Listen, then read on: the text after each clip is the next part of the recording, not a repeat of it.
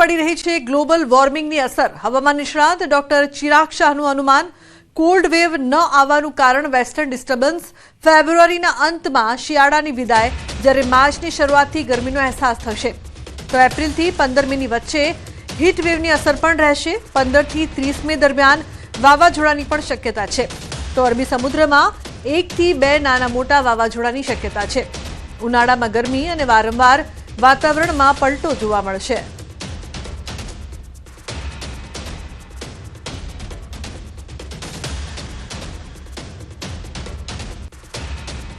હજુ આપણે કહી શકાય કે ઠંડી લગભગ 22-23 ફેબ્રુઆરી સુધી આપણને આ જે અત્યારનું જે ટેમ્પરેચર છે એટલે લગભગ રાત્રિનું આપણે ટેમ્પરેચર કહીએ 18-19 આપણને 22-23 ફેબ્રુઆરી સુધી જોવા મળે।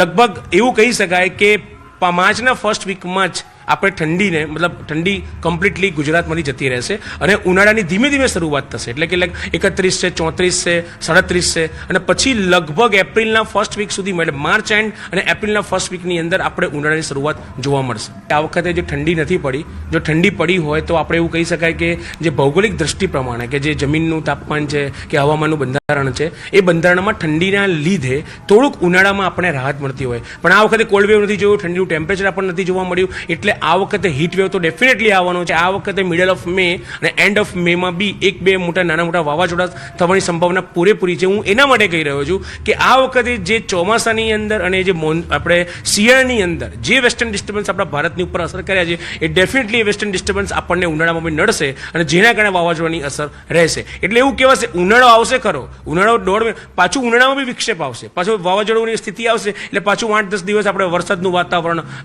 હવાની ગતિ વધી જશે, થોડુંક ઠંડુ થઈ જશે। એટલે ઉનાળો બી પ્રોપર જે આમ ધગધગતો ઉનાળો છે એ પ્રોપર જોવાની મળે। આ વખતે પણ અરબી સમુદ્રમાંથી 1 થી 2 વાવાઝોડા આવશે જ